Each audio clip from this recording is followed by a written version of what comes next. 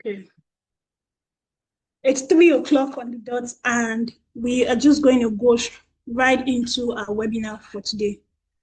And so, officially, good afternoon, distinguished speakers, our moderators, our panelists, and our keynote speaker, and members of the Nigerian Women in Public Relations, the Nigerian chapter. We welcome all communications professionals as well, students, industry leaders, and partners, and everyone joining us from Nigeria and beyond. It is my honor to welcome you all to today's PR webinar on behalf of the Nigerian Women in Public Relations. At NWIPR, we are more than a professional community. We're a movement, right, dedicated to advancing women in public relations and strategic communications. We exist to create opportunities for women to learn, to collaborate, to connect, to mentor one another, and to shape the future of our profession.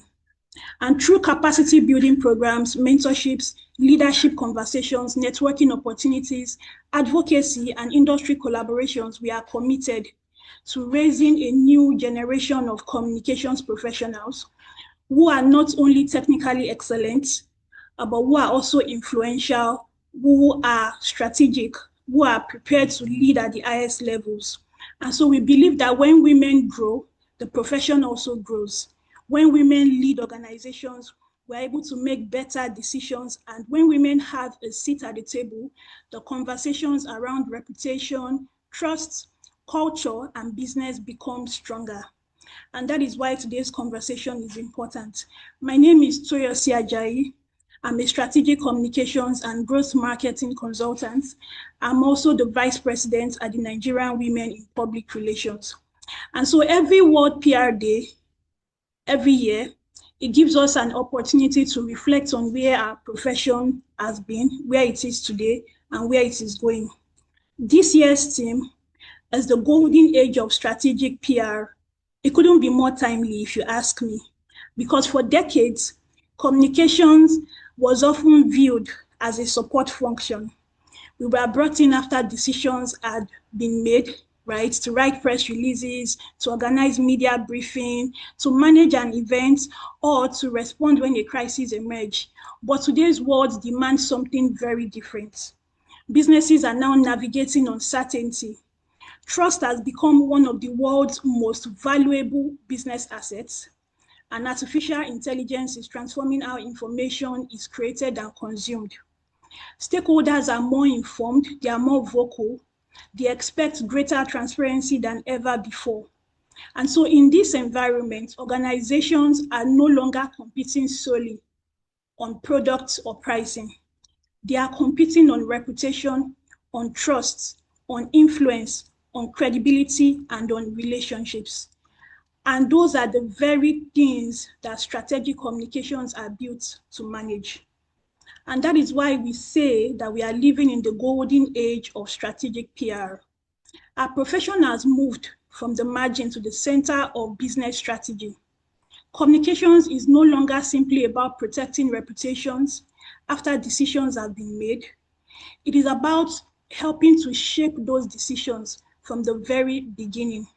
It is about influencing business outcomes. It is about creating stakeholder confidence. It is about helping organizations earn trust before they ask for loyalty. Today's webinar, From Execution to Counsel, speaks directly to that evolution. Execution will always matter. Great ideas only create impact when they are well executed. But today's communications professional must offer much more. We must understand business strategy. We must understand organizational hierarchy. We must understand leadership, finance, consumer behavior, technology, public policy, and the broader forces shaping the society. And the question that leaders are asking today is no longer, can you communicate this?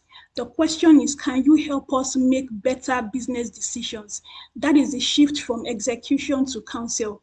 And as women in communications, this is our opportunity to step confidently into leadership, not only as practitioners, but as trusted advisors, strategic partners, and influential voices in the rooms where the most important decisions are made. And so today's panel represents professionals who have successfully made that transition, and we're excited to learn from their experiences. I encourage everyone joining us today to participate actively, ask thoughtful questions, and live inspired to continue growing, not just as communications professionals, but as strategic counselors and business leaders. Thank you once again for being part of this celebration. Happy World PR Day 2026. I wish you an engaging, exciting, and insightful conversation ahead. Thank you. Thank you, everyone. And so, with this said and done, we introduce and call on Ijeoma Balogun to give us the keynote speech for this webinar. Thank you. Thank you, Toyosi. Well said. Very, very, very well said. Good afternoon, everyone. Apologies, I have a flu that came 2 days ago, but the devil is a liar, so we move. Hopefully, I don't. Excuse me if I cough or if I have to blow my nose. But we move. We move. So good afternoon, everyone. It's a pleasure to be here, honestly. And thank you to everyone who's on the call and part of this conversation.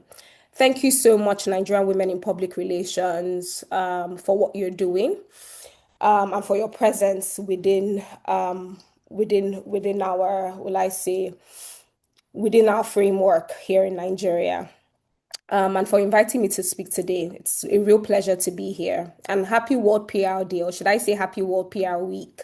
Because it's like we've taken over the whole week as we should. So that's fantastic. When I received the theme for today's conversation, it really struck a chord with me because it has been my biggest career lesson in my journey. I started rhetoric over 10 years ago at the young age of 23.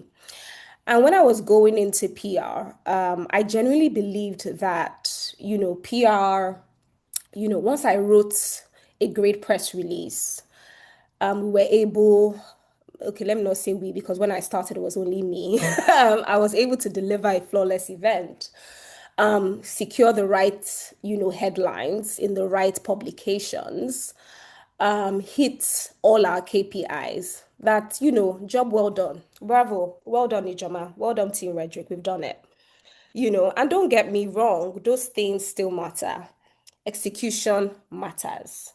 Excellence absolutely matters. But over the years, some things have changed, things have shifted.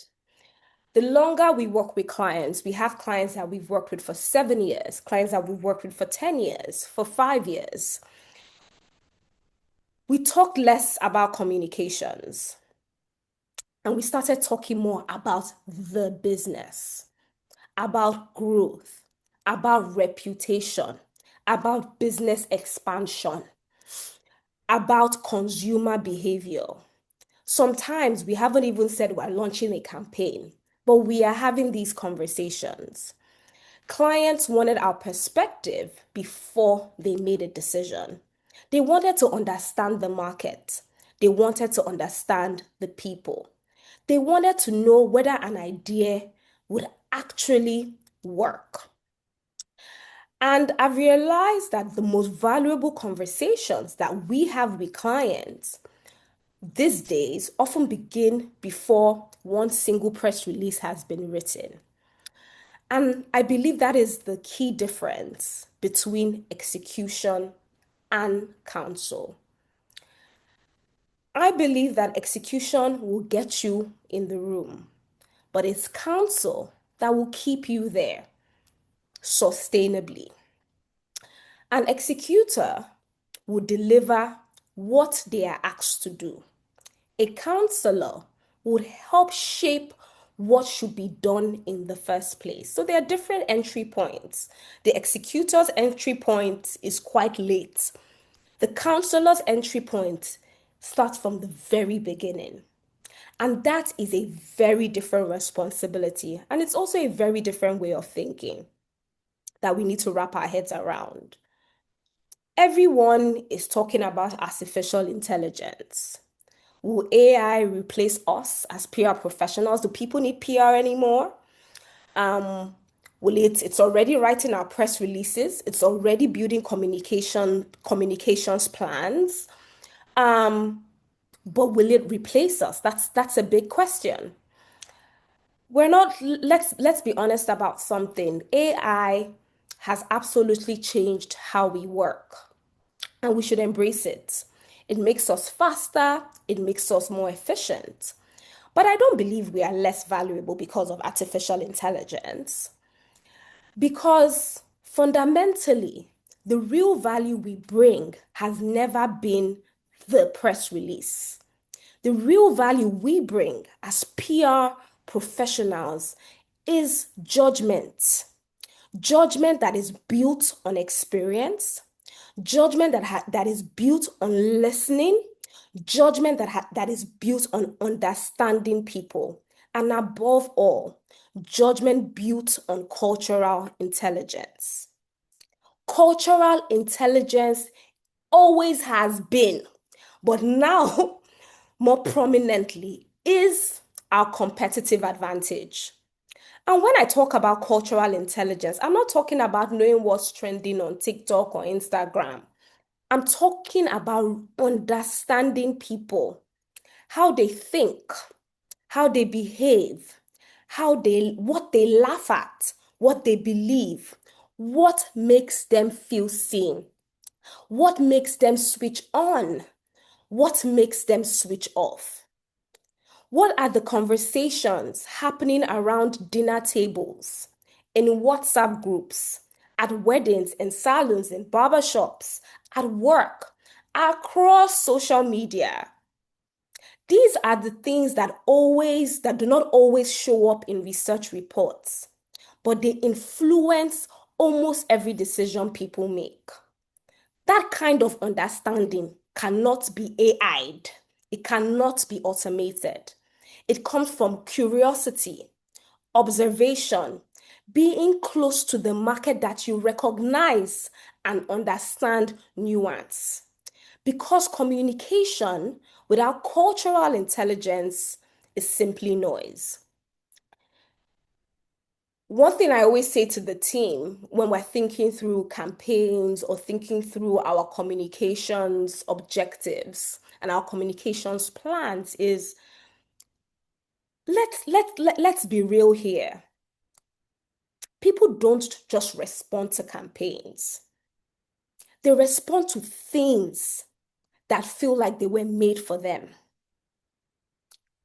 So that is one thing that we all must crack in dealing with our various stakeholders as PR professionals.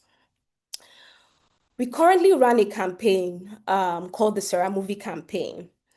And that campaign reinforced this lesson for us as a team. And it became one of the biggest campaigns we've delivered as Redrick PR.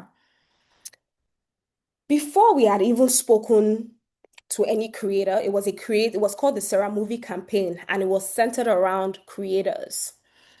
Before we had even spoken to one creator or even decided to write press release, the Sarah V Global team came to us with an instinct. They believed Nollywood could be the cultural entry point. As a team, we respected that because it meant that they understood something fundamental, which is if you are entering Nigeria, you don't start with what you want to say. You start with what Nigerians already care about. But knowing Nollywood mattered, that wasn't the strategy. Understanding how Nigerians experienced Nollywood was through memes, through quotes we've repeated over the years, through TikTok recreations, through humor, through nostalgia, through the shared cultural references that instantly connect strangers.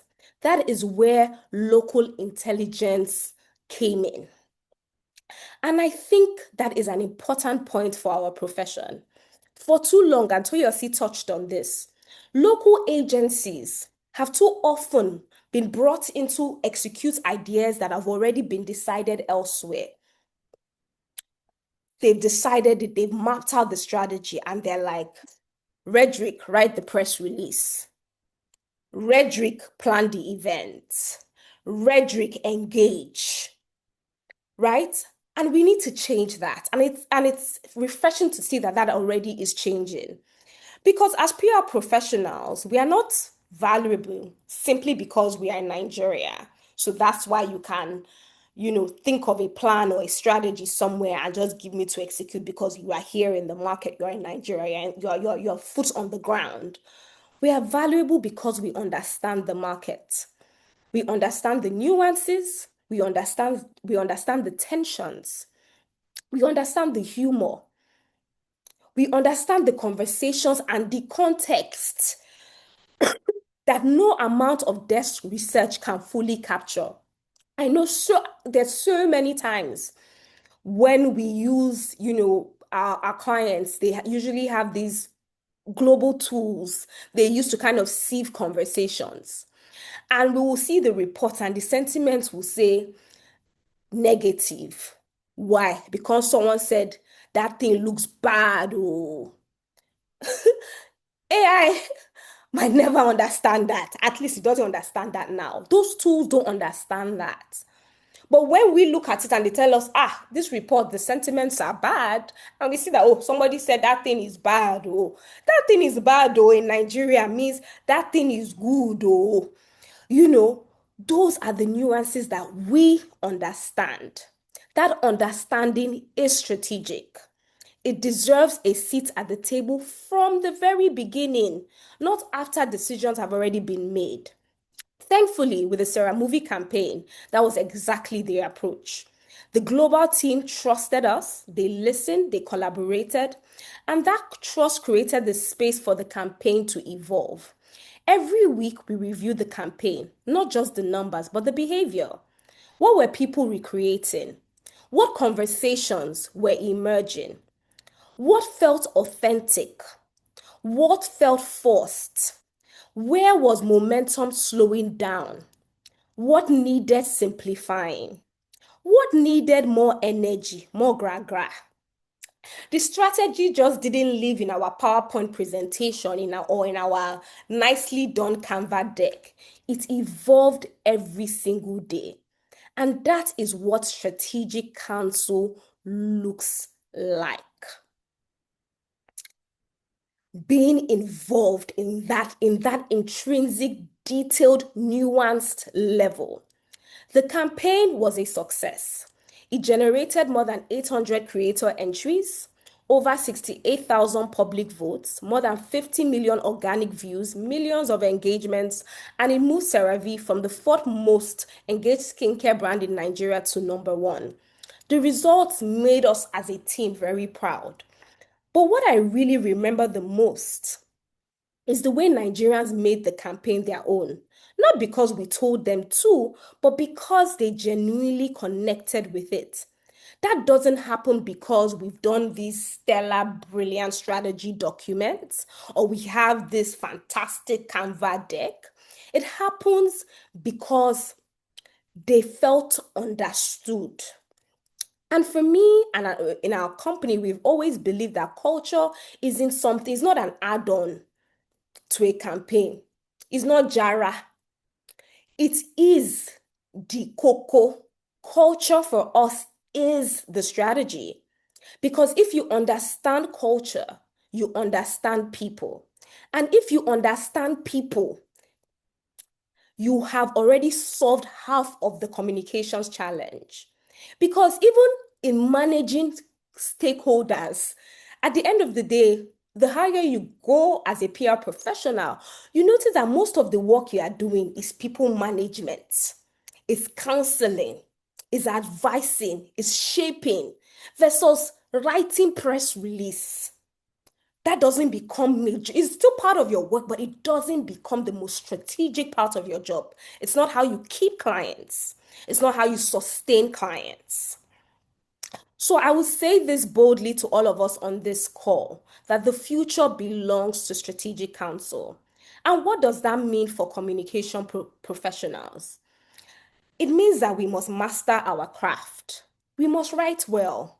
We must, even though there's ChatGPT or Claude, we must learn how to write well. We must present well. We must execute brilliantly. We should use AI. We should learn about every new tool available because technology will continue to evolve and we must evolve with it. But we should not confuse the tool with the value we bring to the table. It's very important we make that distinction. That the tool, yes, the tool can help us work faster, it can help us be more efficient, but it cannot help us think better. That is still our job. The value we bring is our judgment, our ability to connect the dots that other people do not see, our understanding of the business, our stakeholders, the policy surrounding our business, the various inter and intradependencies of the business, our understanding of culture, society, culture in society, but also the business culture, the stakeholder culture. Those are the things that move us as PR professionals from execution to counsel. So as we build our careers and as we're on this journey, I think we should not just ask ourselves, how do I become a better communicator? But we should ask ourselves, how do we become better observers? How do we become better listeners? How do we become students of people? Because in a world where everyone has access to the same AI tools, where anyone can generate a press release, a campaign, a PR plan in minutes, our competitive advantage is not our ability to generate content. It is our ability to generate insights. And insight does not come from an AI prompt. It actually comes from curiosity. It comes from experience. It comes from listening. It comes from understanding people and the cultures they live in, they habit in. Because effective communication is birthed from cultural intelligence. And this is what moving from execution to counsel really means. It is moving from simply delivering communications to shaping better decision making. My hope is that as PR professionals, we continue to earn our seats at the table, not because we communicate the loudest or the boldest or the best, but because our judgment is trusted the most. Thank you so much. Wow, that was amazing. That was amazing. Let us give it up for IJ. That was, I mean, I feel that was like a whole masterclass, right? On moving from execution to counsel. Thank you so much. Thank you so Thank much. You have you. really Thank set you, the pace. everyone. You have set the tone. And without further ado, we just go right into the conversations for today. Thank you once again, Ijeoma. So Thank you. Taiye, over to you. Much, Ijeoma. I mean, like she said, like Toyosi said, that's like a master class. I already have my notes pad filled, with some of the points that you've mentioned. And of course, I'll be referring to some of them in the course of our conversation. Good afternoon, everyone, and welcome to our conversation on the strategic PR, the golden age of strategic PR. My name is Tunkarimu, and I'm the corporate comms manager for Friesland Campinal and Co. And it's my privilege and honor to be your moderator for this session. And by the way, happy World PR Day. It's so exciting that we can finally celebrate our profession and celebrate ourselves. Without further ado, I'm going to invite our panelists, and I'm sure we all know most of them by now. Because of time, I wouldn't read so much of their profiles, just to mention their names and their designations. Of course, we've heard Ijeoma Balogun of Rhetoric PR, who has spoken so fantastically well. And I'm sure you all have your notes penned down. You have your pen and your book to get more notes. We also have with us as panelists for this session, Njideka Akagbogu. She's a regional head for East Africa Black House Media. We have Moremi Elekwachi, who is the founder for Euphoric PR. And of course, Ayodele Alabi, who is the head of Integrated and Corporate Communications Nigerian Breweries. With a virtual applause, please welcome our panelists. Before we go right into the conversation, just give a virtual applause to welcome them. And as we speak, I would like to encourage everyone to drop your questions in the chat box, and we'll look at it when it's time for question and answers. But of course, we'd like to hear from our panelists, our esteemed panelists. Following the conversation, the keynote address that has been delivered by Ijeoma, would like to hear from you. And this is to all our panelists. And briefly, just in 2 minutes each, I'd like to hear from you based on that, on the keynote address. But of course, I just want to see that we've heard from Ijeoma. And she's framed what strategic PR means at the highest level. I mean, she talked a lot about culture. She said so much, I do not want to repeat it. But I want you to start by asking each of you. I want to start by asking each of you, was there a specific moment in your career when you knew you had to stop being an executor and started being a strategist? I mean, what did that moment feel for you? I'll start with Ayodele Alabi. Over to you.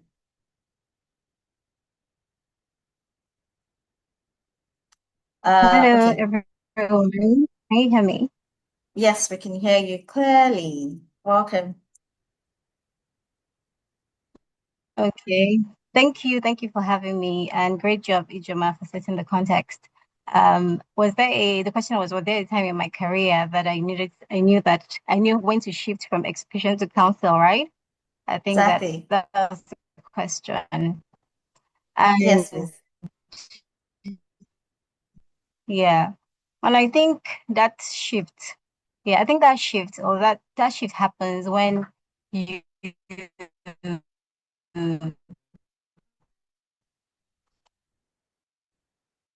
you begin to think more strategically, credibility for you. So everyone starts from execution. If you're still executing and you're not seen as a trusted advisor, there's nothing wrong with that, because everybody actually starts from execution in your career. But when you then begin to see that there's more value that you can bring to the table, not only in producing those outputs, the press releases you're writing, the speeches, those are the outputs.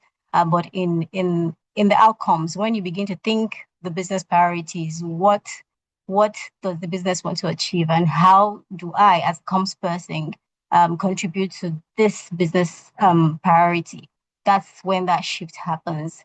So the easy part, producing the press release, those are the easy parts. When you begin to think strategically, let me give an example where I work in Nigerian breweries. Whenever we do have sensitive reputation issues, the easy part is producing the press statement, the holding statement, the FAQs, responding to the inquiries, because that's execution, right? When you think like a strategic leader, when you think like a business advisor, what you're thinking is asking the broader questions important to your execs. What is important to the business? You're thinking about your reputation. You're thinking about the reaction of your stakeholders. You're thinking, how does this affect my stock price?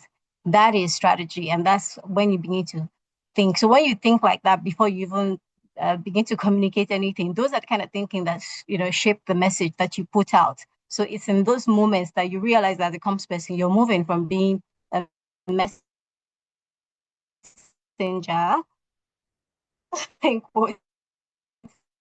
to a strategic partner. So I think that to just wrap up, I think that the contribution that you bring to the table as a is visible, is a visible communication asset, right? But to look at business outcomes, when you begin to what I'm trying to do, when you begin to look at it as something that affects the bottom line of the organization, as opposed to this task I'm supposed to deliver, right? So that understanding trusted advisors are not valued because they communicate well. As you mentioned, everybody can communicate now. Everybody can write a press release thanks to AI. But how do you help your leaders to make better decisions? How do you help them to see around the corner, to think of things that they probably won't have thought of from a reputation point of view, from an influence point of view, and how do you help them achieve better outcomes? I think that's when your communication moves from being just expertise to actual valuable contribution. Thank you. Thank you so much, Ayodele, for that insight as well. I mean, you spoke really well, about us, thinking like a business advisor. Also, when you consider your stakeholders, their reputation, and helping our leaders take better decisions and achieve, greater outcomes beyond just writing press releases and putting out FAQs and all of that. I'll come to you, Njideka, briefly, 2 minutes. Still the same question. Thanks, Taiye, and hello everyone again. I think between Ijeoma and Ayo and even Toyosi, I feel like they've said everything I could possibly say here, right? But for me, I think the shift, it happened because someone literally had to tell me that what brought you this far is not going to take you further, right? I started off as a journalist, as a writer. That's what my entire career has been built on. So for me, crafting the press releases, features, news stories, and whatnot. But at a point in my career, it became a conversation of, you're going to lead a fraction of the business, right? It's important that the clients, your principals, the clients that you manage, they see you as somebody who, as a subject matter expert, right? If we work for, say, an MTN or a multi-choice or whatever, you need to be very embedded in the industry that they play in their business, to understand what is it that makes them tick, right? All the reputation risk, all the what just everything that would help them make better decisions, right? So the writing the press release, it's like everyone else has said, doesn't cut it at this stage, right? You need to understand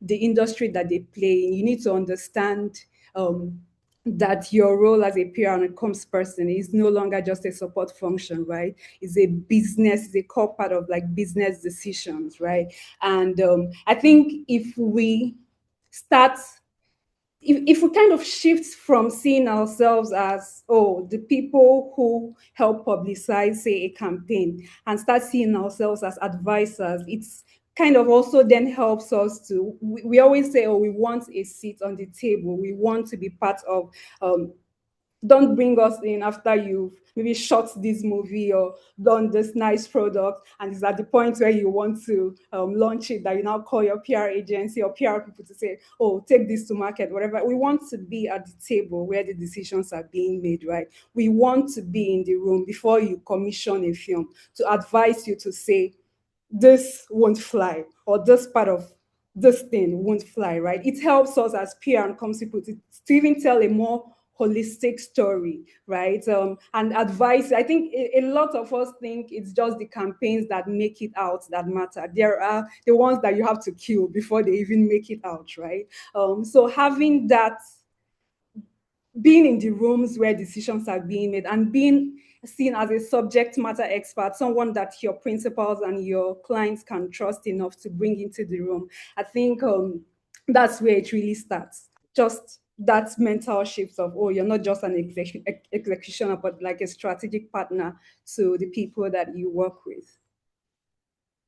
Thank you so much, Njideka. And I think that one thing that cuts across, the conversation from the three of you is, being a business advisor, being a strategist, talking about understanding your audience, making them feel like exactly, what they need to hear because you're a part of them.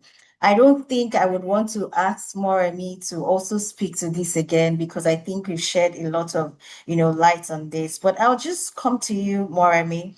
You are the founder of Euphoric PR, and of course, building your own agency means you have to establish your authority as a strategist and a business leader at the same time, which is something that we've all spoken about as one of the key, role or skills of, a PR professional. So I'd like to know from you, Moremi, how did you develop the confidence to counsel clients as a founder, especially in the early days when the track record was still being built? I mean, as a founder, you're still trying to build your track record.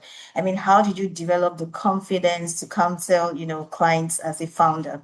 Over to you, Moremi. Thank you so much for that question, Taiye. Thank you, everyone, for the amazing insights so far.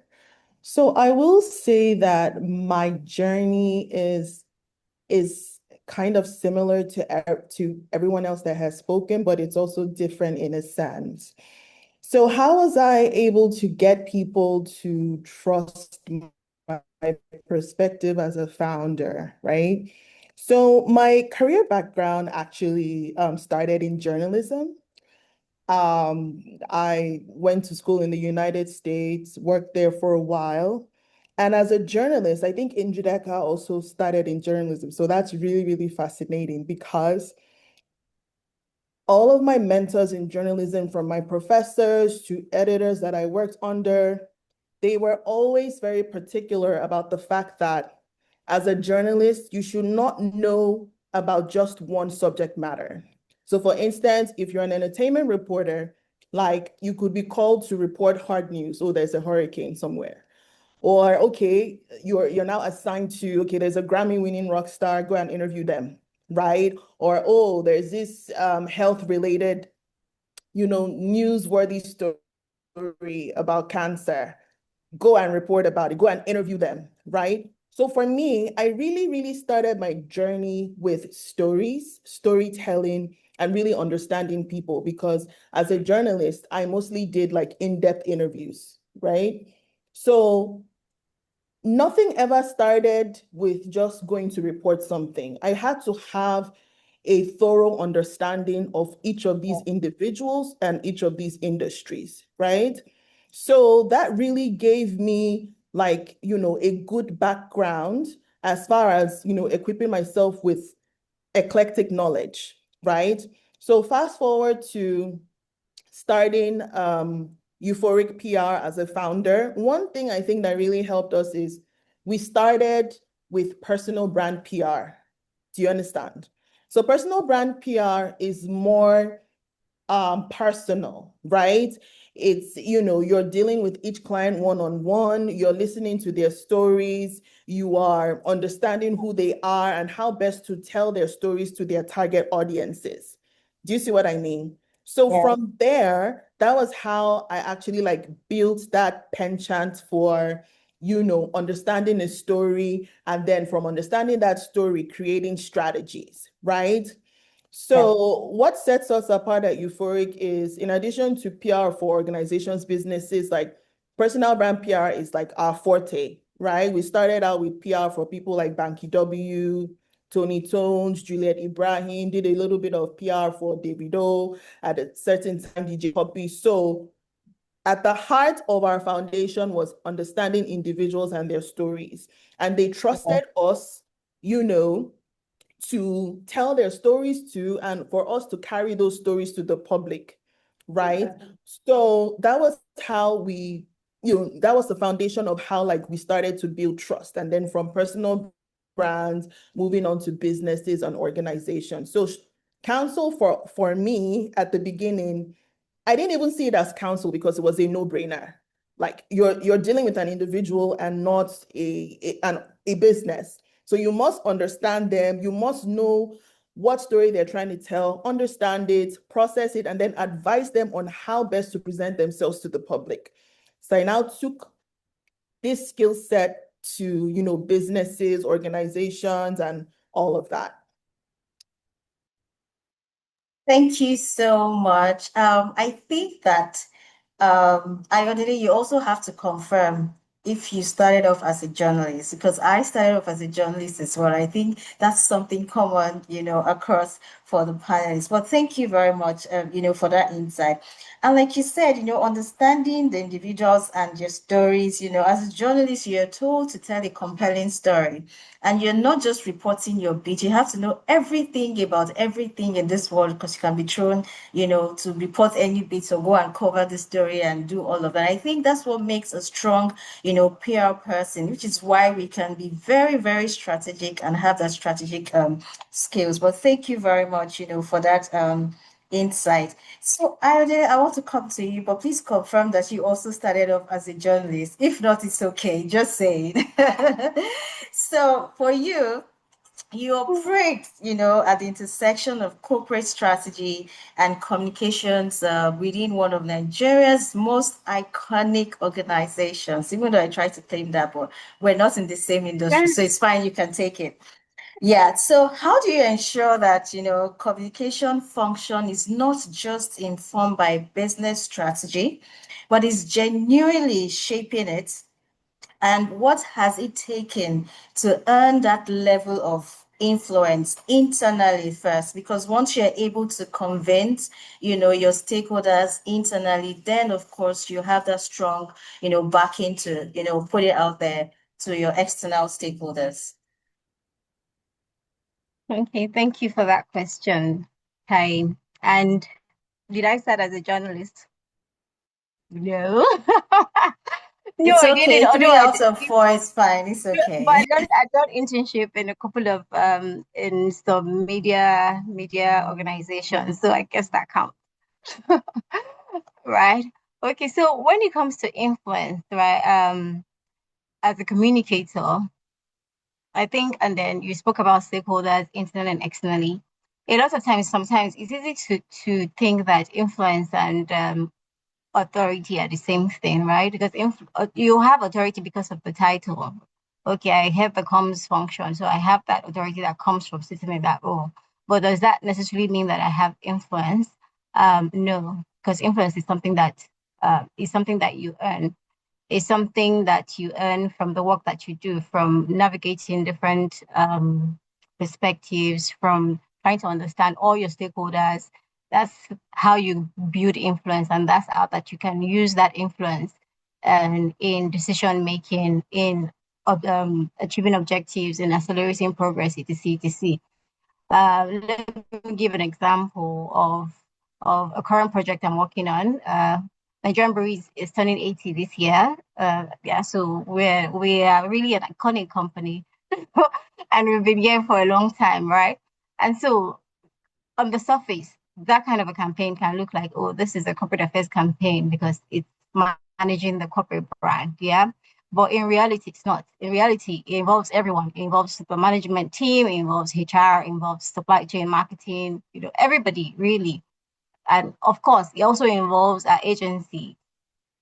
I work with Njideka, by the way, so it's something that we're working together, right? Involves our external stakeholders and all that. Because every group, guess what? Every group has a different expectation of what success should look like.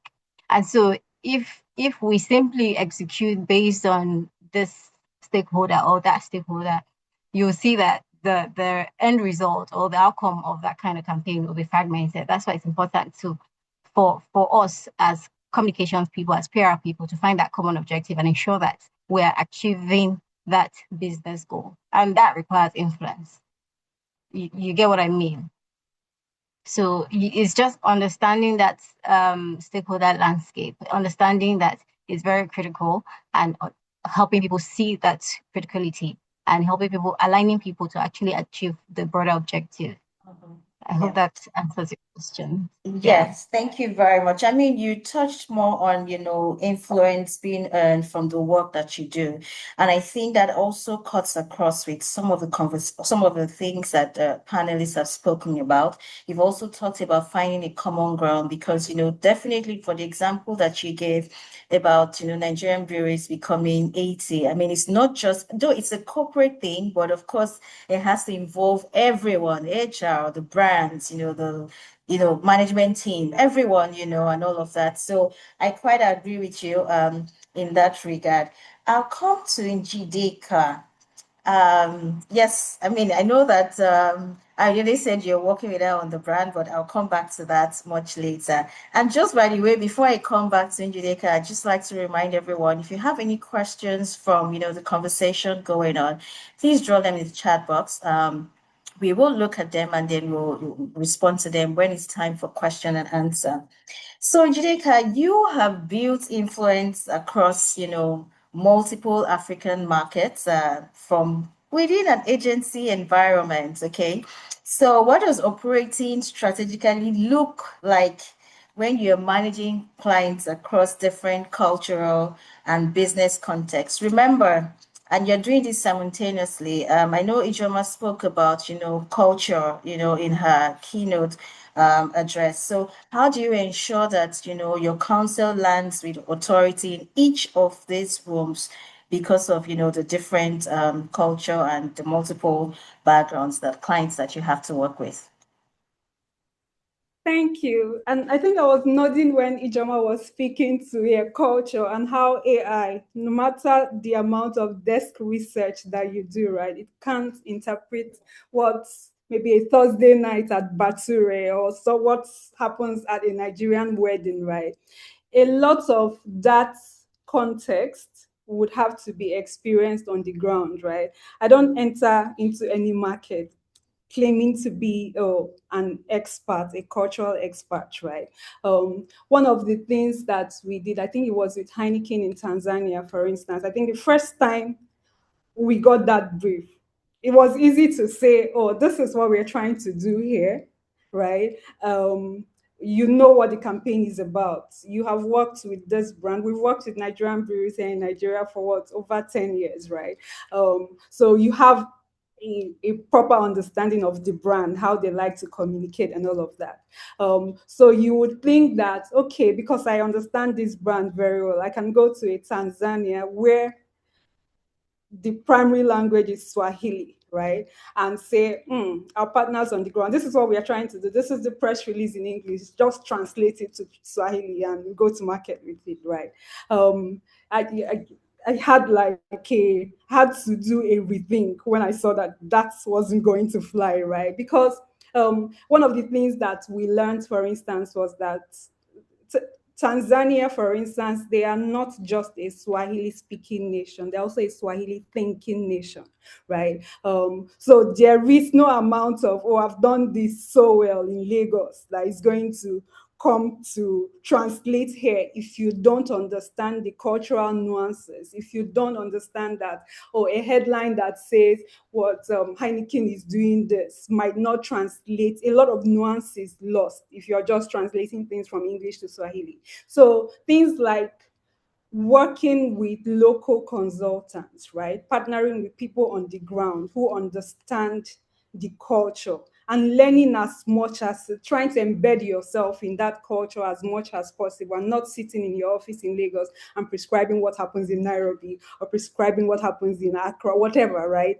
You need to be in tune with the culture of the places, that the markets that you are entering, to be able to advise your clients very well. So whether it's partnering with local consultants, right, and traveling every now and then to just go and experience the city, whether it's like a Friday night about town to see what the night's life is like, for instance, right? Staying there, you can't possibly tell a story, right, better than a local. I think it's Yeah, something that we understand, and sure. it's what we've taken to most markets that we have entered into across Africa. Thank you so much, Njideka. I mean, and I think thank you so much so far to the panelists. And I can really relate with, your experience, your Tanzania experience, because, I've had to, organize international conferences. And of course, I had to do something in Tanzania as well.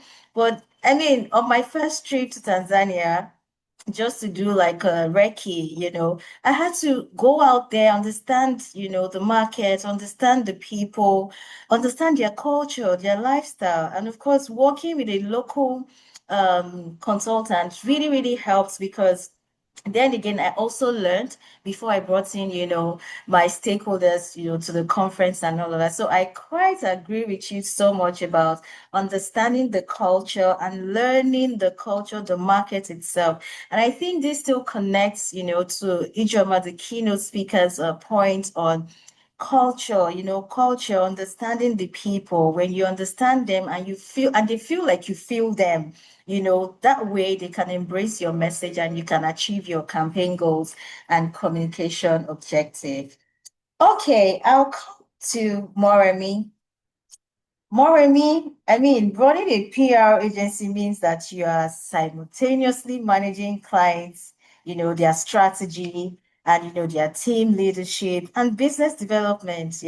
So how do you maintain the quality of your strategic thinking when the operational demands of running a business are pulling you in every direction? This is a great question. Awesome. Thank you so much for asking that. So drum roll, the secret recipe that everybody should know. Please unleash it. The secret recipe that everyone should know really is that I have an amazing team. Oh, fantastic. There is no way on earth that I will be able to do everything that I do without the support of an amazing team. They are the backbone. They're the ones that make, running an agency on a day-to-day basis easier. Like without the team, I don't know, like if there'll be any euphoric PR. I have an amazing team, and the beauty of the team, I think, a lot of the PR professionals on this call can attest to, whether you're a founder or you're in senior leadership or whatever it is oftentimes the best ideas sometimes don't even come from you, right? Sometimes the best idea could come from, the intern that just started yesterday, right?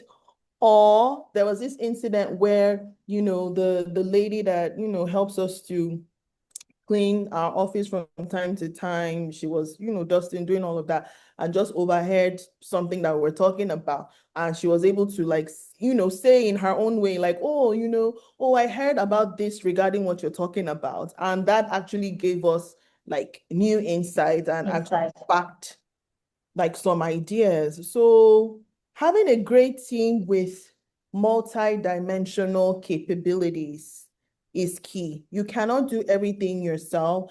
And of course, we all know that saying that if you're the smartest person in the room, you're in the wrong room. You might have your 20 years of experience in PR, but somebody who has 2 months of experience has kind of experienced life in a dimension that you haven't and can bring fresh perspective to everything that you're doing, whether it's strategy, whether it's like business development, prospecting for new clients, whether it's marketing. You cannot do all of these things by yourself. So Yeah. the secret to all of this is a great team. Yeah.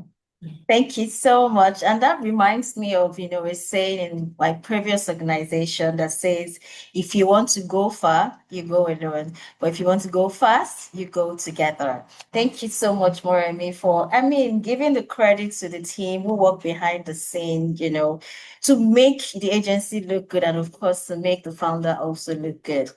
Ayodele, I'm coming to you now. Managing reputation for a legacy brand in a rapidly evolving media landscape comes with so many unique pressures. Of course, with the social media, the AI, and all of that we have now.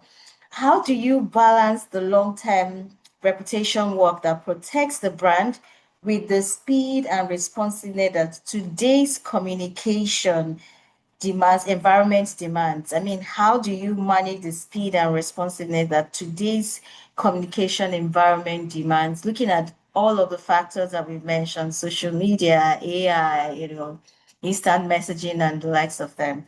Ayodele.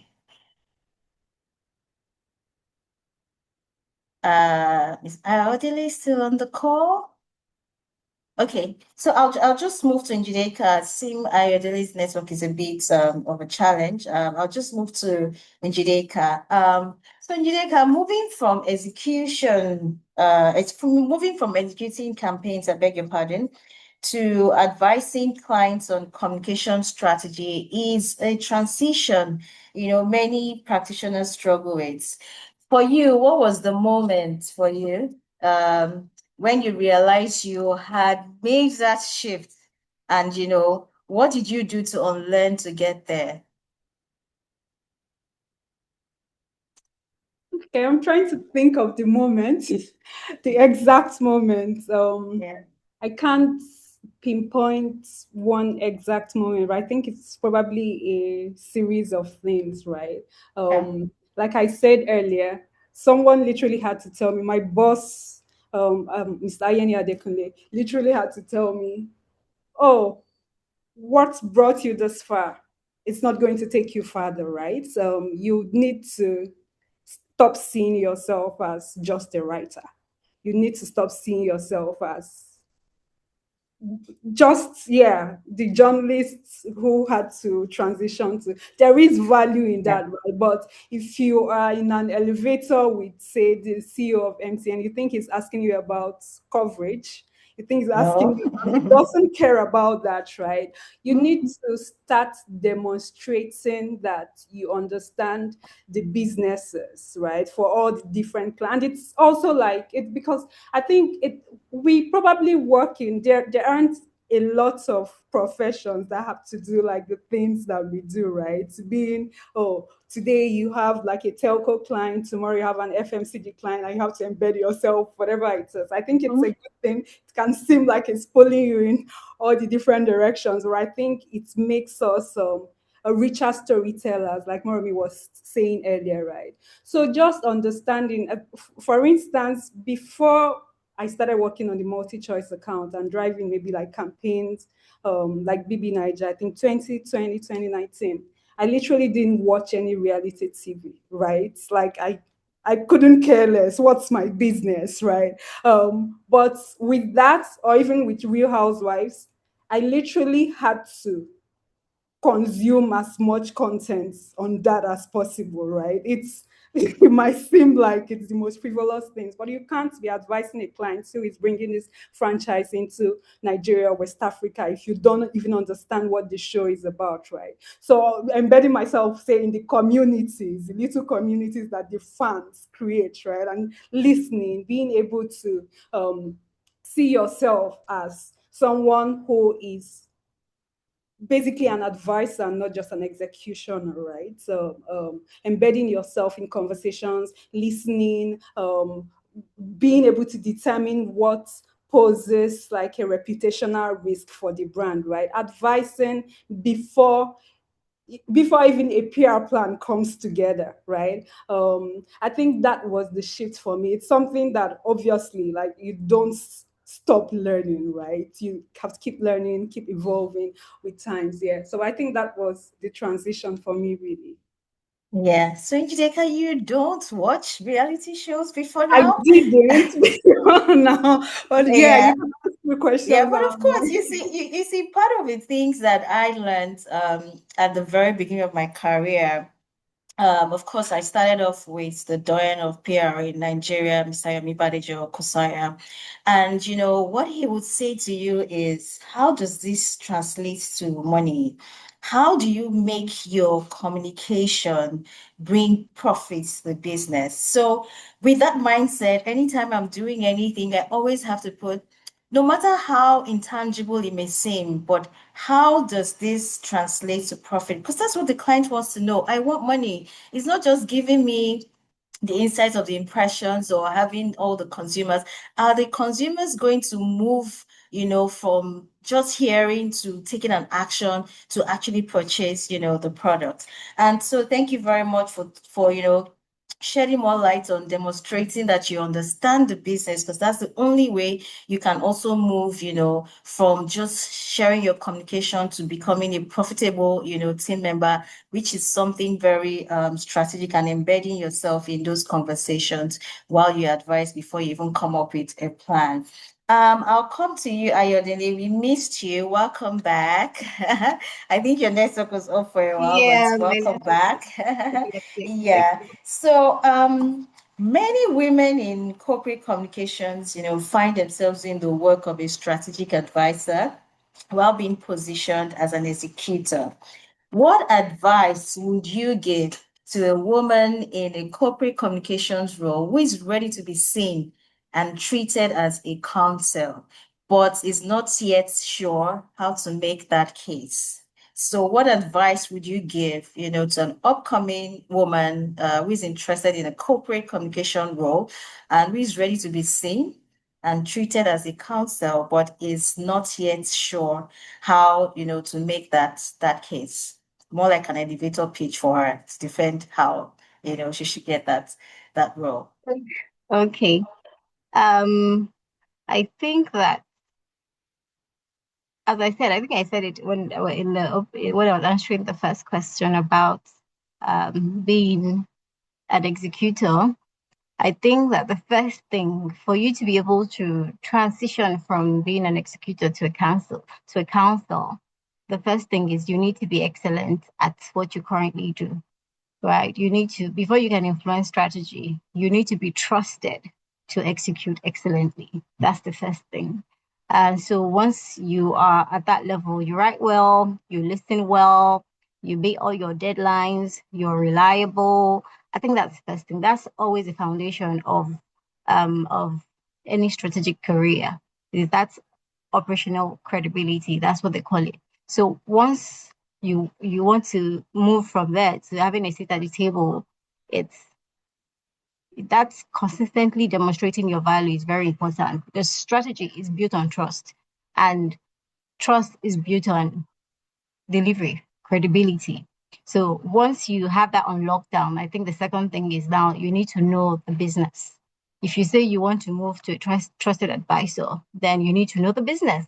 It's not just knowing communications. Njideka just mentioned how she had to immerse herself in all, all the work that she had to do because you need to know the business. You need to know what you're talking about. Right? It's not just for me to know how to, before I can convince you to buy something or to, I need to be able to understand what I'm even about to tell you, right? So it's that's understanding the business, how the business makes money, what drives growth, what is keeping your executive awake at night, what does success look like even for my organization. Yeah. Once you have that, then you know that your communication is aligned to the priorities of the organization and you can create better impact, not just you're not communicating for communicating sake. I think the third thing I would say is you also need to be curious beyond what your job is. A lot of people are always focused on, oh, I'm doing my job, but nobody's going to see extra value in you if you don't go beyond what you're supposed to be doing. So you need to volunteer for projects that are outside your core job. You need to have start, you know, listening in or being part of projects that have to do with strategy, that have to do with culture. It's you need to raise your hand basically and say, Yeah. okay, I want to be about this. Is this driving commercial performance for my organization? How is this driving operational efficiency? Oh, I want to be a part of that. So that experience Yeah. also broadens your perspective and strengthens your ability to be able to contribute at a higher level, right? So, and I think the last thing is find your voice. It's also kind of connected to Yeah. raising your hand, right? You need to speak up. You don't, and the thing about women is we want to be 100% ready before we make a move. Yeah. We want to be like, oh, I tick all these boxes before I move on. No. Yeah. And the things that confidence would actually come from doing what you're doing. It's confidence comes from when you're speaking up, when you're contributing, when you're like, you see that not everybody in that room even knows as much as you think they know. Everybody is just, confident, and then Yeah. you're growing as you go, right? So I think that would be what I would say. Maybe the final one would be to build relationships. A lot of Yeah. times we feel like, oh, we're so brilliant, we don't need anybody, I'm so competent. But the truth is, there are a lot of things that happen. There are a lot of rooms that you are not even in that somebody can speak up for you. Or yeah. So I think you need to connect with people, find mentors, find sponsors, support colleagues, be Yeah. generous with your time, your knowledge, volunteer for projects, help people, you right? Because you never Yeah. know, right? I think if you have all of this, all of that will then work for your credibility, and then you can then be able to say, okay, I'm moving from executor to strategist. Thank you. Perfect. Yeah. Thank you so much. I think that if we put together the nuggets from all the panelists, that would make a fantastic masterclass for beginners, who want to venture into PR. Because before now, PR job was seen as that shit job where you just do the press releases, organize events, and clean and do all of that. But it's beyond that. And we need to get, the upcoming ones to understand it and this is an interesting profession, the value we bring to the business. Sometimes, people don't see it. Look at the stakeholder engagement you do, the lobbying you do behind the scenes, all the nights of strategy sessions and all of that just to bring an idea to light. But people just see it in 2 minutes or 30 minutes and they think, oh, that's it. But it's a lot of work, that we do behind the scenes to sustain, our businesses. And I like the fact that, you talked about consistently demonstrating your value, very important. And trust is very key, credibility and delivering and ensuring that, people know that you know the business. Because once you don't have an understanding of the business, like you said, there's no way I can sell it to, somebody. Find your voice. At some point I had a challenge, with visibility, talking about a lot of the work that I do. And, my committee will say, oh, you do so much, you do it. And I'm like, you know what? Let me just be doing my job and be going. I'll be supporting my colleagues, Every project I'm there with the brands, I'm working with them, I'm doing it. Everybody wants me to be part of their project, but I don't talk about it. I don't do it. And then one of my mentors said to me that sit down there and don't talk about it. I don't know how the world will know what you're doing, and just give yourself a voice as a woman. And one of my lecturers said to me when I was in my master's that a lot of times, like you said, women want to wait 100% before they get into it. No, but you find that the guys are just like maybe even 10%, but the way they come out to act like they know these things and they get it. And if you put them side by side with the women, I'm very sure this is no gender war, but of course, the women will do fantastically well. Enough said on that. I want to come to you, Moremi. There's a growing conversation about what it means to build, a distinctive African practice, PR practice, and once that is not, would I say, not simply importing Western frameworks, but developing its own methodologies. So I'd like to know from you, what does that look like at Euphoria PR and how does it show up, in the work that you do? All right, thank you so much for that question. So it's euphoric PR. Euphoric, I beg your pardon, I'm sorry. Okay. So what that looks like for us, pretty much just like, Ijeoma was saying, it's all about understanding culture. And well, so how do I put this? So because of, the internet and, digital technology and all of that, I no longer will say, oh, we're a Nigerian PR company. We're not.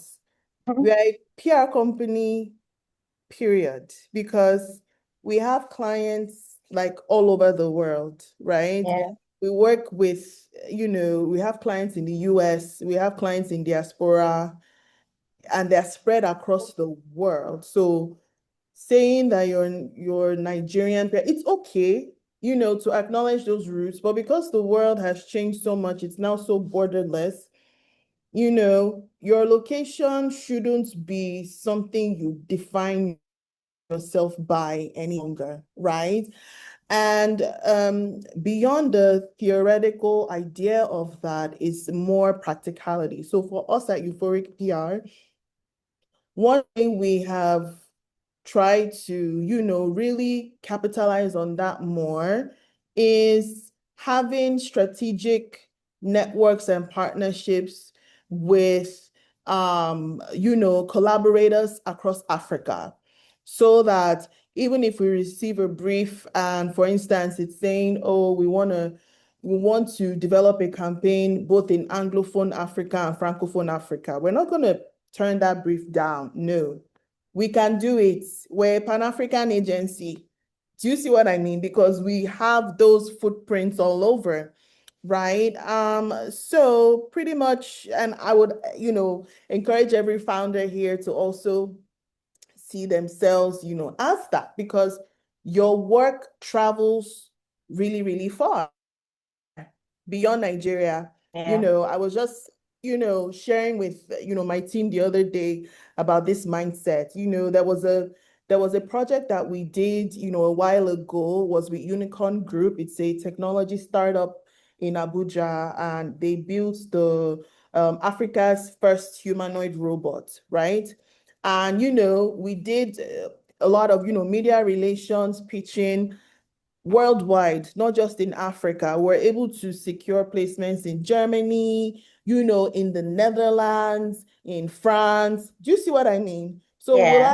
will I say Euphoric is a Nigerian company? No, No. it's a global company. It's Yeah. beyond Pan-African, Mm-hmm. right? So I think that having that mindset will actually help us to, push our limits more. And we do need that mindset that we can achieve everything, because we're everywhere with the internet and with technology. Like, you shouldn't just limit yourself. Yeah. So, yeah. Sure. Thank you so much. I mean, even though some people say technology, internet, AI, social media might be doing us some bad, but of course the good, I mean, for those of us who know how to use it well, I mean, it's there for us. And I like the fact that you've spoken about not, defining yourself by your location, and if you have that mindset, of course you will go very far. One last question for Njideka before I move to our online participants. And please, by the way, please drop your name and the locations that you're joining from. Also, send in your questions in the chat box so that we can read them and answer. I'm sure these are professionals that will have to pay to go for their master classes, but now that you have them, here online, please feel free. And of course, like Ayodele said, raise your voice, speak up. You never know. Moremi might just have, that gig for you. Njideka might just have that client that you're looking for. Ayodele might just have that connect that you want. She talked about building relationships. But now I'll come to you, Njideka, before I go to the online participant for questions. For a young woman in PR who wants to build their career, in kind of Pan-African career space that you have also built yourself in Njideka, what is one investment in skills, in relationship, or in mindset that you would tell her to make right now? That's a very interesting question. So I think, again, I know you touched on this, and IJ also did in her opening remarks. It's very important that we are evolving with the times, right? It has never been easier to be excellent in the work that you do, but with the AI technology is also like a double-sided sword, right? It's also never been easier to be done, because you can literally see the people who are not using it well, right? You read a lot of things on social media and you're like, this is clearly so, like, it's very important that it's not going to go away, right? If you want to build a career that survives another 5-10 years, you need to be very intentional about evolving with the times, about understanding all of the tools that make your work better, make your life easier, right? And being able to then advise the clients that you work with, whether they're here in Nigeria or they're somewhere in Nairobi, whatever it is, right? That is going to go a long way. And I know I also spoke to building relationships. The reason that we can go to a Dar es Salaam, right, and do something there is because we are very intentional about building at BHM a network of agency partners across the continent, where for cities or for locations where we don't necessarily have a physical presence. You have somebody because you've connected with them over maybe one of these calls, right? Or one of the trade associations. I always shy away from trade associations because I think that, yeah. But yeah, I think there is benefit, right, in being very intentional. It might look different for you. It might not be trade association, but I think it's a good way to start cultivating those relationships where you don't, like Moremi said, you don't necessarily need to be everywhere to do the same thing. You literally can be operating from here, but you are a global agency. So if you're very intentional about these two things, I think you would go a long way. But the third thing that I would say to people is I see a lot. We are very obsessed with visibility. It's very good, very, very good. But I think that when all of the LinkedIn packaging is torn apart, right, there needs to be actual substance, right? So as much as you want to be out there putting out your work, I love it. It's also important that you are invested in upskilling yourself, right? Don't write all the long paragraphs on LinkedIn, and when someone brings you into a room to do the actual work, you can't do it. So please invest in yourself, invest in relationships, and also evolve with the times, really. Should I sing the song? Wow, wow, wow, wow. I think all the panelists deserve a round of applause. Please just give them a virtual applause for their contributions, for their insights, the nuggets. I mean, these are professionals per excellence, and you can tell, from this conversation. And I mean, to wrap up, what we have said, I noted 5 key things that cuts across, the conversation from each of the panelists. We talked about the business acumen, knowing the business is very key for you to thrive, for you to be a strategic, person. And data is very important. You have to have data insights, to back up your points, to sell your value, as a PR person. Very, very important. We talked about reputation, foresight, being an advisor, business advisor. You talk about building relationship. There's quite a lot that we spoken about. We talked about culture, understanding your stakeholders, your audience, the market, we've spoken quite a lot about, today's conversation on the golden age of strategic PR, moving from execution to counsel. And we can tell that really we are the ones behind, the success of every business, to be very, very honest, because we do the real work, we do the dirty work, we do everything, to ensure that, the business stays. And of course, we move from those ages of press release and turning, our work into profitable ventures. And on that note, I want to say, thank you very much to all of the panelists. It's been an insightful conversation. I love it. I enjoyed the conversation from your responses to the questions that have been asked. And we will now open the floor for questions and answers. And then I will go to the chat box to read some of the questions. Please, if you're still listening, we'd like to know where you're listening from. Just say your name and where you're listening from, and then you can drop your questions in the chat box. Abiola Bonola, I see all your virtual claps, and thumbs up. He says, such a great discussion. Thank you so much. Abiola Bonola is from Lagos, Nigeria. Temitope Adebola is currently in Ogun State, and she says, very insightful session. I have a question here from Iyaziba Suran. She is from Port Harcourt. And she says, as an undergraduate who is graduating soon, how can I apply for internships that will contribute to my career growth? Any of the panelists want to respond to that? I don't want to call, but any of the panelists can respond to that. Let me respond to that. Okay. That's okay. If that Should I say the question again? Yeah, so as an undergraduate, No, I can read it. I can see it on my screen. How can All I right. apply for internship that will contribute to my career growth? That question, yeah. So I think it's a great question. And I think I would answer this question because a couple of people reach out to me for internship all the time. And I always tell them that don't don't look for internships simply because it's available, or don't say, oh, Nigerian Breweries is such a big company, Heineken is such a big company, I want to come and intern at Heineken, right? I think the first thing is you need to look for one that aligns with the career that you want, because corporate comms, media, PR is quite broad.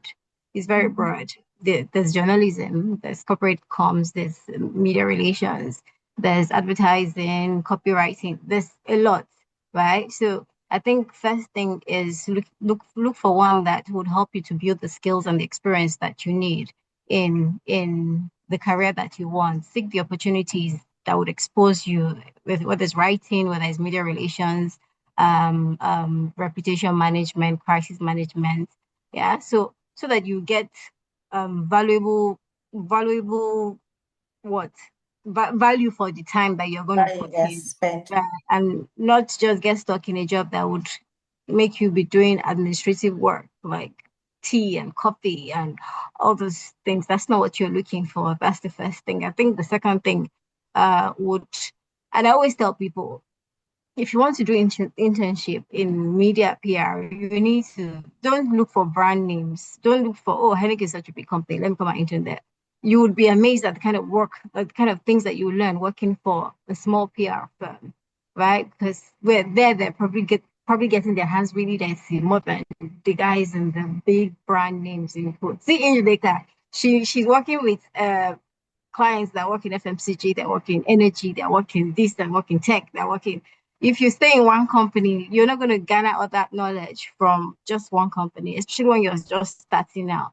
When I was starting out, I think I did everything. I did advertising, copywriting, I did producing content for TV, I did everything. So that way I was able to know, okay, this is what I wanted to do. And it was internship. It was internship at this different organization. So it was internship. So that way you would know that, oh, I'm getting here, I'm going here, and I'm learning from this place. So research the organization, and then I think the final thing is don't wait to be a perfect candidate, right? Start where you are, volunteer, highlight your academic projects, build a great LinkedIn profile. LinkedIn is great, especially if your content matches the container based on what Njideka said, right? So, and then also have that learning mindset.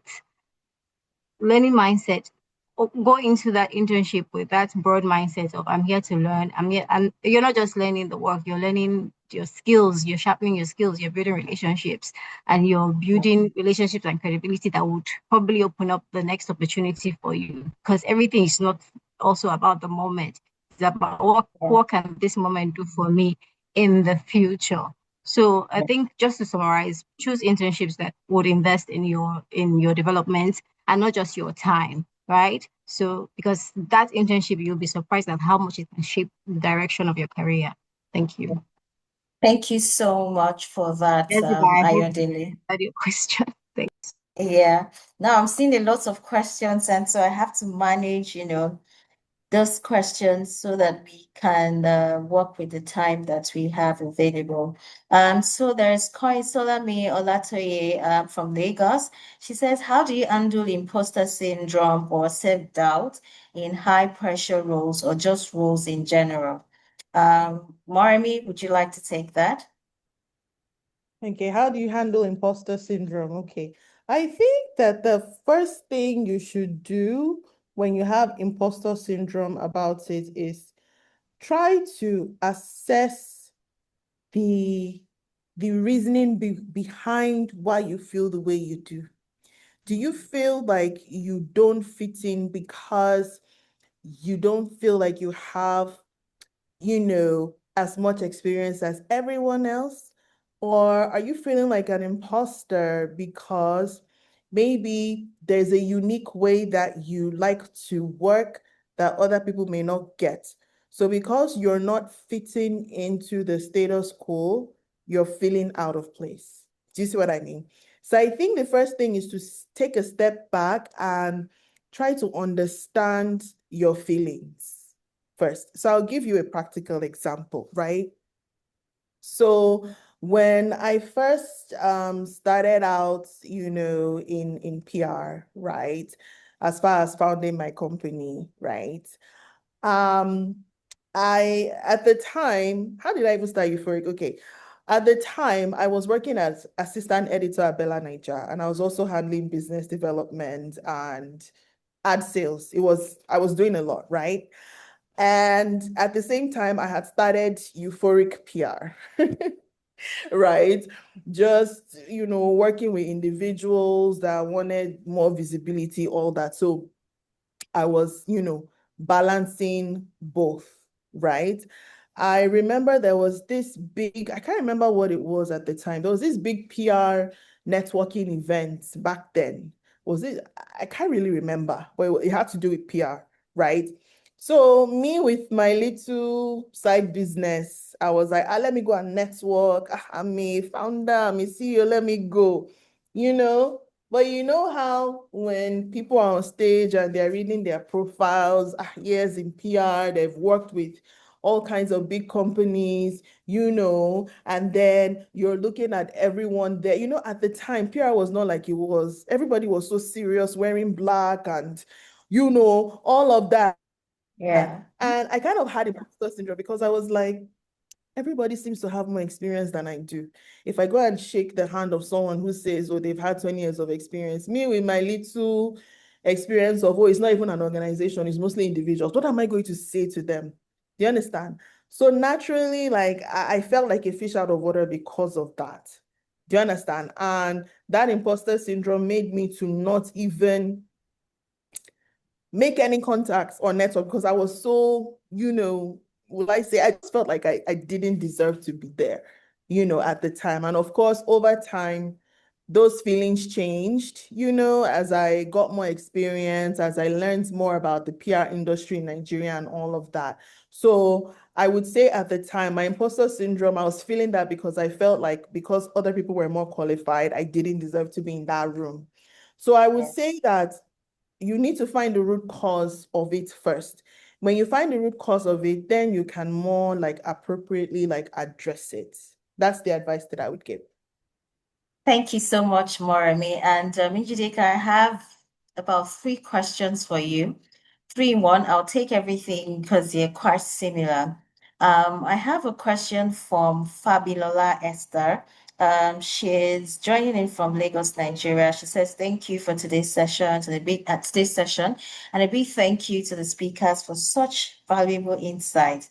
So the question is, for someone in their early career transitioning from marketing in more dedicated PR reputation work, what's one skill you'd prioritize building right now?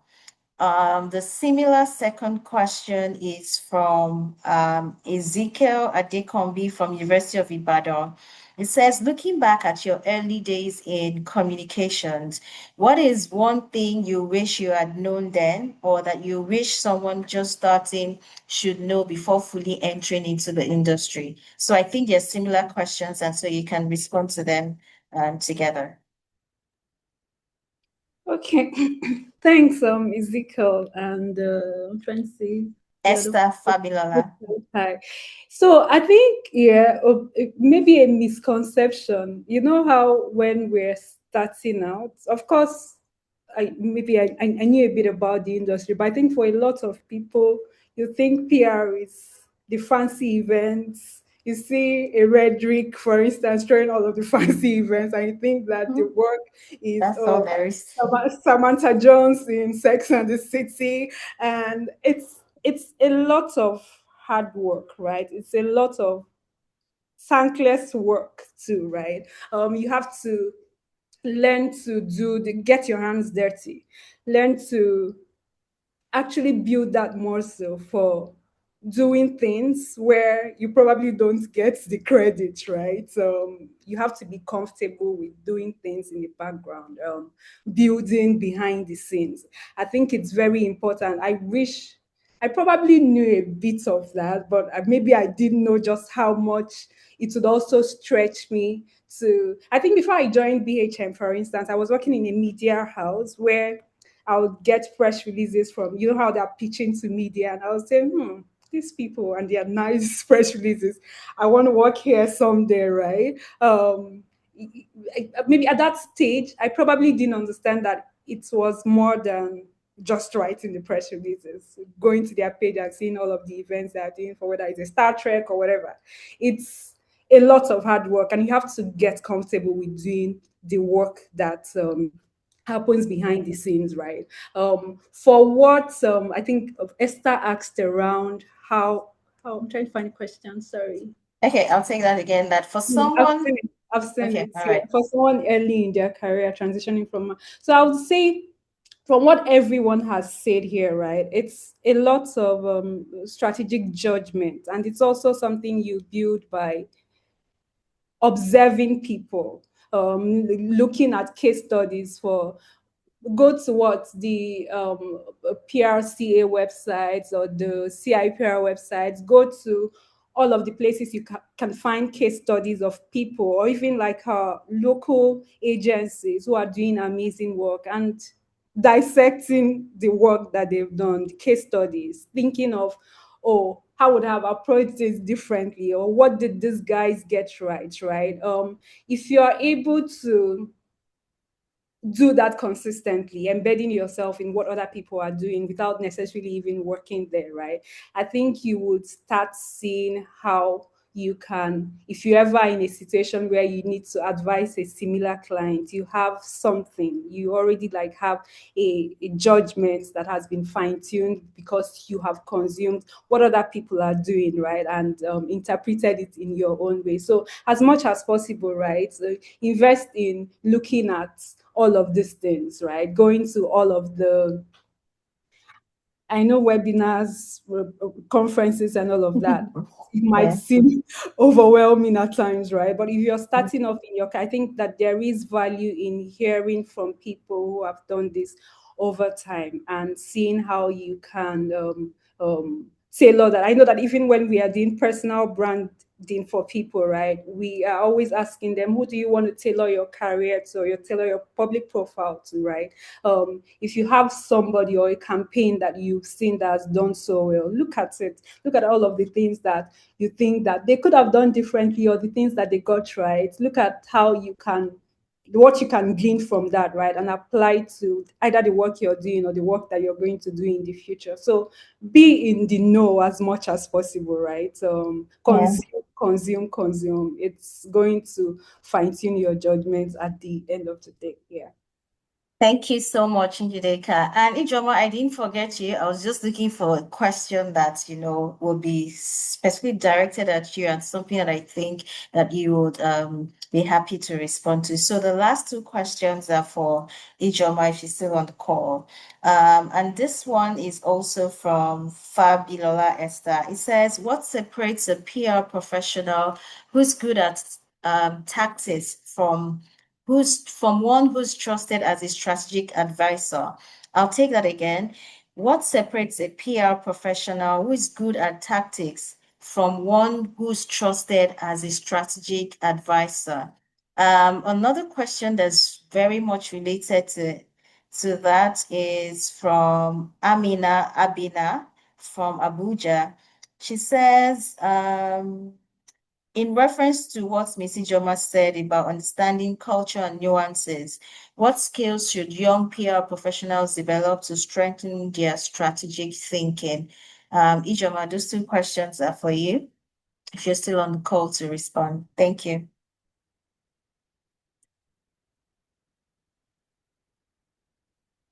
Okay, if Ijeoma isn't on the call, would Ayodele take the first question on what separates a PR professional who's good at tactics from one who's trusted as a strategic advisor? And then maybe Moremi or Njideka will take the second question. Okay, I think what separates a PR professional who is good at tactic and a strategic advisor is that ability to connect the business outcome, to connect your output to the business outcome, to the business priorities. So a tactical PR person is answering the questions, oh, how do we communicate this? So you're writing press releases, you're organizing the event, so you're doing the execution, which in itself is not bad, right? But if you want to become a strategic PR leader, it becomes, oh, the why behind this. Why are we doing this? What business objective is this trying to achieve? How is this going to land on our stakeholders? So it's not focusing on the activities, because tactical is about the activities, but strategic is about the outcome. So that's output out versus outcome, right? So instead of you are excellent at writing press releases already, you're excellent at managing events, you're creating content, you're handling the media engagement, executing campaigns, which are great skills because those skills are essential. Every company that must master that first, right? But then as the strategic leader is going a step further, is understanding the business, is anticipating the risk of the business, is how do we connect the insights to the priorities? How do we, influence decisions, that kind of thing. So that's the major thing. I think another thing about making that transition, or another skill is that you should actually have, is courage. People often think that the loudest people in the room are the smartest people. What they just have going for them is courage, right? They're the people that are willing to ask questions all the time, the difficult questions that nobody wants to ask. There are people who are willing to make the room a bit uncomfortable because they want to, probe further, right? And there are people who are willing to challenge the status quo most of the time. So that courage is also very important. And finally, consistency. As I always said, nobody becomes a counsel because of one brilliant presentation or one brilliant campaign. It's what you've done over time. It's how you've delivered over time. It's how you've demonstrated your sound judgment over time. It's how they've been able to rely on you over time. It's how they see you think and how they see that your thinking connects to the business priorities over time. And that way, that's how you become seen as not just an executor, but a strategic leader. Thank you. All right, thank you very much. I think that you've already responded to the last question, and so I wouldn't be asking that. Omobolaji Oni, happy birthday to you. She says that this has been such an impactful session. The responses have been satisfactorily insightful, and it's such a beautiful birthday gift to her. And she's glad that it's worth, the resources and the time she's spending for her birthday. So from all of us, we're wishing you a happy birthday. So to close this panel session, and then before I hand over to Toyosi for the vote of thanks, I'd like to ask each of the speakers.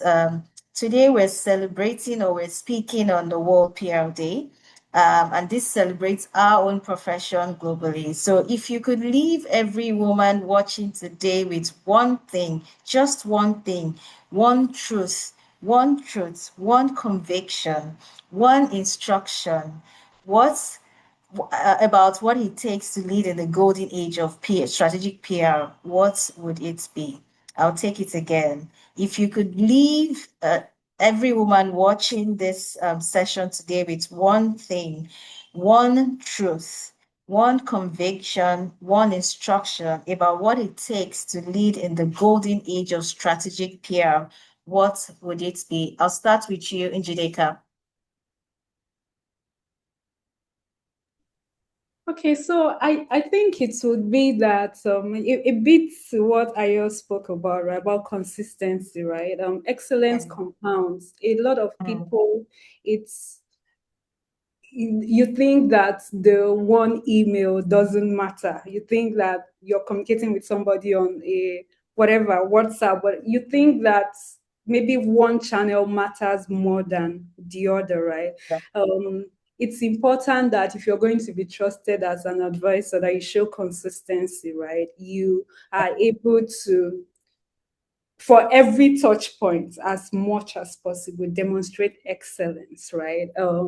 And also, then, I know we've hammered on this, you are not just a PR person who is issuing press releases or whatnot. You need to get into that space where you see yourself as a subject matter expert for the clients that you work with, for the principals that you advise, right? So seeing our profession as not just a support function, but a business function is a shift that a lot of us need to make.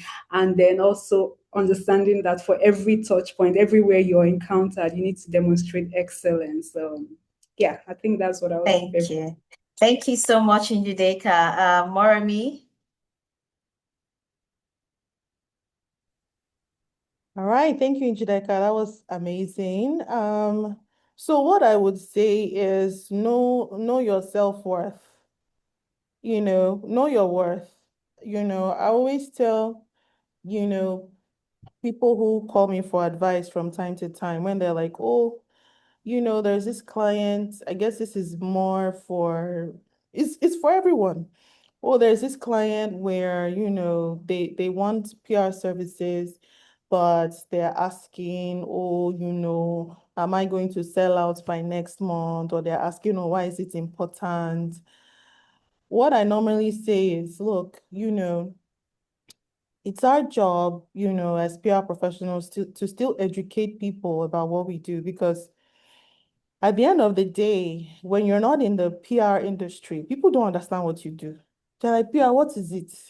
Are you going to come and sell my something? Am I going to sell tomorrow? PR, what is it? Are you people personal assistant? Like, people don't know. Like, seriously, they don't know. Seriously, they don't know. And I think that as PR professionals, we kind of take that for granted. Like, with all the work I'm doing, you don't know. So what I say for people who are finding it hard to prove the value of what they're doing, I would say the best thing you can do is educate your client about, what you do, the impact the services are going to have, etc. Educate, educate, educate, right? Yeah. But after, there's a way you educate somebody to a certain point, and then after that, it's like falling on deaf ears and there's no point again. So once you reach that point, just leave them. Do you understand? You don't have to start trying to like prove your worth, prove why you're doing is important. It's such a drag, And I feel like, look, the clients that are meant for you will come. Even if you even You're waiting for them in front. yes, they will come. Just don't, because when you play that game of trying to keep proving your worth, your this, your that, you're pretty much devaluing yourself. So know your sense of self-worth, know your worth, know the value of the services and everything that you're bringing to the table. And if that still doesn't work, probably not your client. Thank you so much, Moremi. Somebody just said it's like your favorite word is Thank you so much, Moremi, So over to you, Ayodele.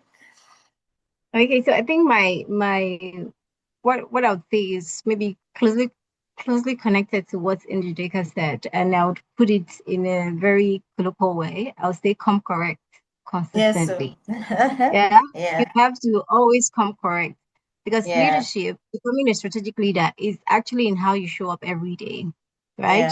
Yeah. No one tells you enough that it's the career that you want to build it's not usually built in the big moments. It's built Yeah. in the everyday moments, in the small decisions that you make consistently over time.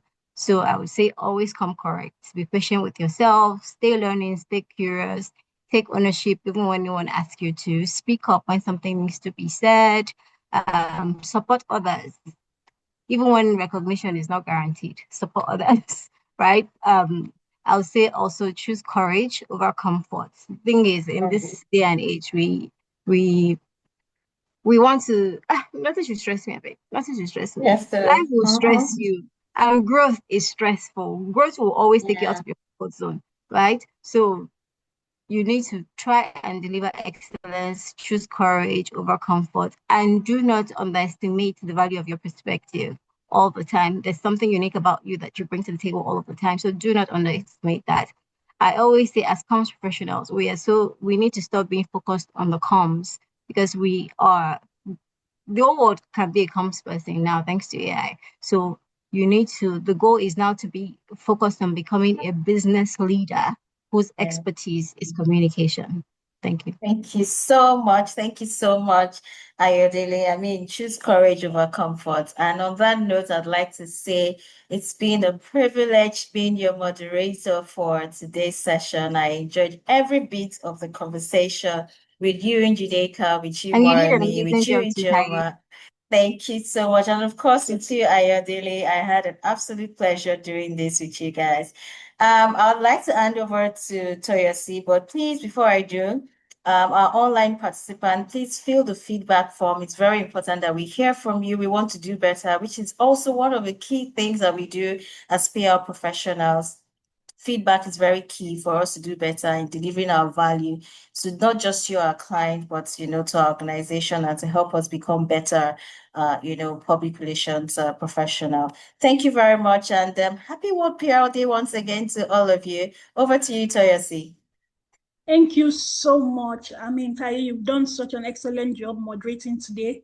And so on behalf of the Nigerian Women in Public Relations, I would like to express our heartfelt appreciation to our distinguished panelists for, generously sharing of your expertise, of your experiences, of all the things you've gone through in the profession, of practical insights, and being so relatable, sharing so freely. We really appreciate that. Thank you, our moderator, for steering such a rich and engaging conversation.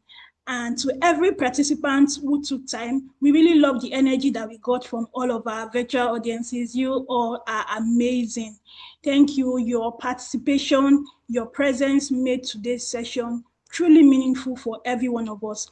And so as we commemorate the World PR Day 2026, may today's conversation inspire us all to move beyond execution and into counsel, and to embrace our role as strategic counselors, as professionals who influence decisions, who build trust and create lasting business and societal impact. At Nigerian Women in Public Relations, we remain committed to building a thriving community where women in communications can learn, lead, mentor, and shape the future of our profession. And so we look forward to welcoming you to many more of our programs and initiatives. Before you leave, we kindly ask that you just take 2 minutes of your time, like Taiye has also said, to complete the feedback form. We'd love to hear from you. Someone said, does NWIPR have a WhatsApp group? We do not have a WhatsApp group, but we have a very active community on LinkedIn, on Instagram. You can find us there, and you can engage with us, ask us questions on how you could further plug into our programs, and we'll be happy to support you. We have exciting campaigns also going on for the World PR Day. We have the Human OS campaign. I'm sure you would have seen that. We spoke a lot about AI today, about technology, and I'm so excited that we spoke on how there's a lot that AI cannot take from us: our creativity, our judgments, the culture that Ijeoma spoke about. AI cannot replicate strategic thinking culture, and there's so much. And so from that human OS perspective, we're going to be seeing a lot of insights on how comms professionals have demonstrated what they bring to the table that AI cannot replicate. And so we thank you once again for celebrating World PR Day with us. We want to say, have a wonderful day ahead and rest of your day. Continue to stay inspired, and happy World PR Day to every one of us. Thank you very much once again. We appreciate you all. With that, we have come to the end of our webinar for today. Thank you. Thank you. Thank you. Bye. Have a good evening, everyone. Bye. Bye. Bye, everyone. Bye.